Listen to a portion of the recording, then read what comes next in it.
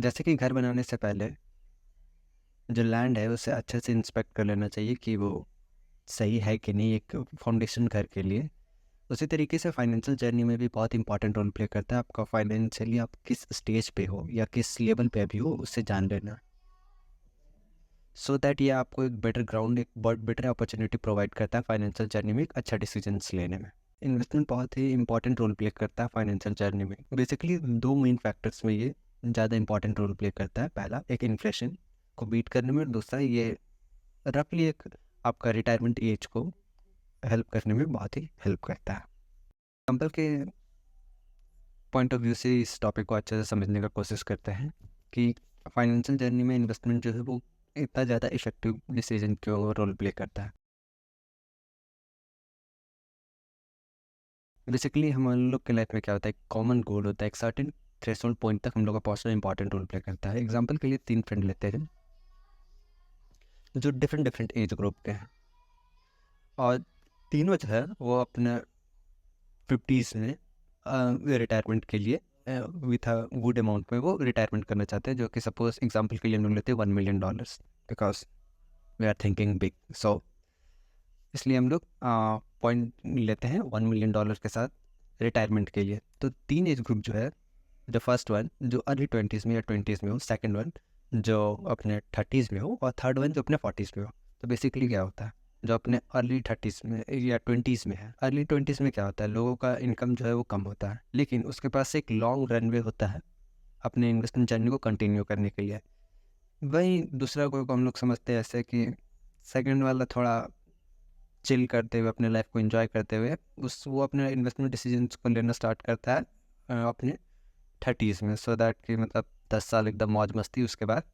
वो अपना इन्वेस्टमेंट को कंटिन्यू करता है, सो दैट कि वो अपने 50s में $1 million के साथ रिटायर हो सके। और थर्ड वन जो और भी थोड़ा डिले विद टाइम के साथ वो अपने 40s में अपने इन्वेस्टमेंट जर्नी को स्टार्ट करता है, और तो उसके पास 10 ईयर का टाइम हो अपने इन्वेस्टमेंट जर्नी का या $1 million को अर्न करने के लिए। तो जो अपने 20s में है उसका इनकम कम रहेगा, लेकिन उसके पास लॉन्गर पीरियड ऑफ टाइम है एक पॉइंट तक पहुंचने के लिए। वहीं जो 30s में है वो उस पॉइंट ऑफ टाइम में उसके पास इनकम भी एक सुटेबल अमाउंट पे अच्छा खासा हो जाता है, और जो जिस पॉइंट तक उसको पहुंचना है वो भी उसके पास एक अच्छा लंबा पीरियड ऑफ टाइम होता है अपने गोल को अचीव करने के लिए। लेकिन वही जो 40s में अपने इन्वेस्टमेंट जर्नी को स्टार्ट कर रहा है, तो 40s में बेसिकली लोगों के पास इनकम बहुत होता है, हाई पेइंग जॉब्स पे होता है, लेकिन उसके पास टाइम कम होता है। तीनों पर्सन को सेम ही गोल पे रीच करना है, but different different point of time पे। तो क्या होता है, 20 वाले के पास वो धीरे चलता है, लेकिन तो उसका एग्जाम्पल के लिए हम लोग समझते हैं जो अपने 20s में वो 10,000 पे अगर हर मंथ इन्वेस्टमेंट करता है इस आई करते हुए, तो अपने 50s में वो विद $1 million रिटायरमेंट ले सकता है। लेकिन वही जो अपने एज का 30s में है उससे वही सेम गोल को अचीव करने के लिए 45,000 का इन्वेस्टमेंट करना होगा, जो कि 4x है। और वही जो अपने 40s में स्टार्ट कर रहा है उसको about 4.5 lakhs her month invest करना होगा, सो दैट कि वो 10 ईयर में $1 million को जनरेट कर सके, जो कि बहुत ही मीन्स नॉट इम्पॉसिबल बट बहुत ही अनरियलिस्टिक गोल है, क्योंकि about 5 lakh investment per month ये बहुत ही हाई अमाउंट हो जाता है, क्योंकि एट योर 40s आपके पास फैमिली रिस्पॉन्सिबिलिटीज़ होता है, और भी तरीके के लाइबिलिटीज़ होता है लोगों पे, जैसे कि होम लोन है, पर्सनल लोन्स, कार लोन्स, बहुत तरीके का बर्डन है। तो उतना हाई अमाउंट को इन्वेस्टमेंट करना बहुत ही अनरियलिस्टिक अप्रोच है। लेकिन ऐसा नहीं है कि ये अनअचीवेबल है। अगर आपका इनकम अच्छा है तो आप उतना इन्वेस्टमेंट कर सकते हो, लेकिन ये एवरेज अगर पॉइंट ऑफ कंसिडरेशन के लिए लेते हैं तो हर किसी के लिए ये इम्पॉसिबल है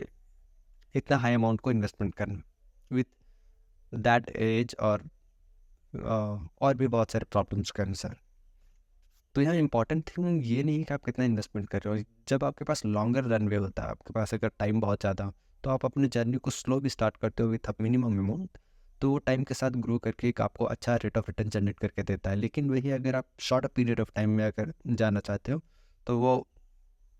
आपको more energy and more effort लगाना पड़ेगा, और मल्टीपल सोर्स ऑफ इनकम जो है आपको इंक्रीज करना होगा, सो दैट कि आप उस गोल तक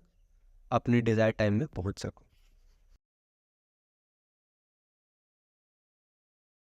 अकॉर्डिंग टू एज ग्रुप, हर पर्टिकुलर एज ग्रुप पर्सन का इनकम डिफरेंट डिफरेंट होता है, लेकिन यहाँ प्रॉब्लम ये है कि गोल तक तो रीच सब कर जाते हैं with a period of time, but यहाँ प्रॉब्लम ये आ रहा है कि टाइम के साथ ही हमारा इनकम बढ़ता है या ग्रो करता है। मल्टीपल स्ट्रीम ऑफ इनकम जो होता है वो हम लोग के इनकम सोर्स में ऐड होते जाता है, जो कि धीरे धीरे टाइम के साथ इनकम स्ट्रीम जो है वो बढ़ते जाता है लोगों का। लेकिन इनिशियली प्रॉब्लम ये होता है लोगों के साथ कि मेनली वो सिंगल सोर्स ऑफ इनकम पे डिपेंडेंट होते हैं ज़्यादातर लोग, जो कि होता है सैलरीज। अर्ली एज में लोग अपना जो फाइनेंस है या अपना इनकम है उसको ज़्यादा चेक नहीं करते हैं या ज़्यादा ट्रैक नहीं करते हैं कि उनका जो इनकम है वो किस डायरेक्शन में ज़्यादा खर्च हो रहा है। जैसे ही मनी क्रेडिट होता है उससे पहले ही लोगों का एक्सपेंस है वो पहले से ही तैयार रहता है कि किस किस जगह पे कितना खर्च होना है या फिर कितना खर्च होना है, वो रहता है। तो मनी जैसे ही आता है उससे पहले ही हम लोग का खर्च जो है वो स्टार्ट हो जाता है अर्ली 20s में या 30s में, क्योंकि एक्सपेंस जो है वो कभी ख़त्म नहीं होता है लोगों का। तो इसके लिए हम लोग क्या कर सकते हैं, सबसे पहले तो इनकम सोर्स को अपना सेव करने के लिए ये कर सकते हैं कि अपना एक बजटिंग तैयार कर सकते हैं। वही एक अल्टीमेट वेपन की तरह होता है जो आपके सेविंग्स को इंक्रीज़ करने में हेल्प करता है और आपके इनकम को और भी ज़्यादा सेफ एंड सिक्योर रखता है। क्योंकि जब तक आपको पता नहीं चलेगा कि आपका जो सोर्स ऑफ इनकम से जो भी आप अर्न कर रहे हो वो किधर खर्च हो रहा है, तो अब आप उसे ट्रैक कैसे करोगे, आप उसे मैनेज कैसे करोगे, ये बहुत ज़्यादा डिफिकल्ट हो जाता है। लेकिन आज के यूथ के जनरेशन में ये भी एक प्रॉब्लम है कि अब क्रेडिट कार्ड एक्सेसिबिलिटी जो है वो बहुत सारे लोगों का बढ़ गया। तो इससे ये होता है कि चलो अभी अगर मंथ में पैसा अगर खत्म हो जाता है एंड से पहले, न्यू सैलरी क्रेडिट होने से पहले, तो क्रेडिट कार्ड्स का ज़्यादा इस्तेमाल कर लेते हैं कि जब न्यू सैलरी आएगा न्यू मंथ में तो अब उसे हम लोग पे ऑफ कर देंगे डेप जो भी हम क्रेडिट कार्ड का इस्तेमाल करेंगे। लेकिन प्रॉब्लम ये होता है कि आप अगर बहुत ज़्यादा क्रेडिट कार्ड्स का इस्तेमाल करने लगते हैं तो बाद में वो आप उस अमाउंट को पे नहीं कर पाते अपने इनकम के, जो भी आपका इनकम क्रेडिट होता है मंथली बेसिस पे। क्योंकि आपका जो इनकम है वो तो फिक्स है, लेकिन आपका जो एक्सपेंस है वो बढ़ते जा रहा है क्रेडिट कार्ड्स के यूसेज की वजह से। क्योंकि जब भी मनी, ये नहीं है कि नेक्स्ट मंथ में आपका जो एक्सपेंसेस है वो मिनिमाइज होगा, वो तो टाइम के साथ ग्रो करते जाएगा, लेकिन जो आपका इनकम है वो इनिशियली फिक्स्ड रहता है। तो आप इनकम को अपना बढ़ाने के लिए बजटिंग का इस्तेमाल कर सकते हो, फाइनेंस में बजटिंग को सीख सकते हो अच्छे से, ताकि आपका जो इनकम है वो किस डायरेक्शन में ज़्यादा खर्च हो रहा है, कहाँ आप कंट्रोल कर सकते हो, कैसे उससे ज़्यादा सेव कर सकते हो। इससे आपको ये रेगुलर बेसिस पे भी पता चलेगा कि आप किस डोमेन में अपने पैसों को ज़्यादा खर्च कर रहे हो। तो इससे आपको ट्रैक करना आसान होगा कि आप कहाँ पे अपने एक्सपेंसेस को मैनेज करके सेव करके थोड़ा और इन्वेस्टमेंट के टुवर्ड्स उस पे ले जा सकते हो। जब आप अपना बजटिंग करना स्टार्ट करोगे तो आपको एक्सपेंस जो है वो उसे ट्रैक करने लगोगे। इससे ये होगा कि आपका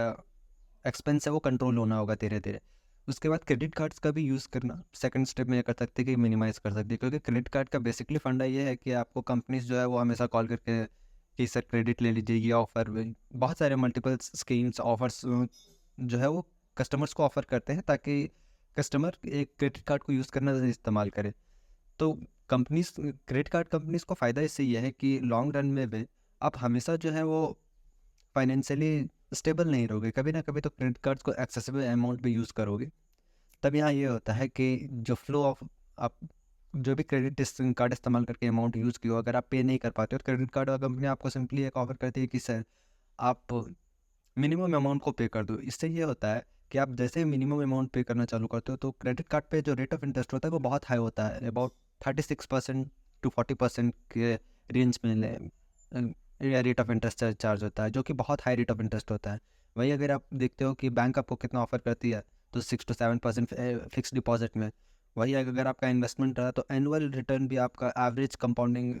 रेट ऑफ रिटर्न जो रहता है वो 15% रहता है। आप अगर उससे कंपेयर करते हो तो ये 3 times more rate of interest credit cards companies जो है वो यूजर्स को चार्ज करती है। प्लस और भी एक तरीके का चार्ज कंपनीज है वो चार्ज करती है ये कस्टमर्स को, जैसे कि penalty charges, due late plus interest charges, और भी बहुत तरीके का चार्जेस वो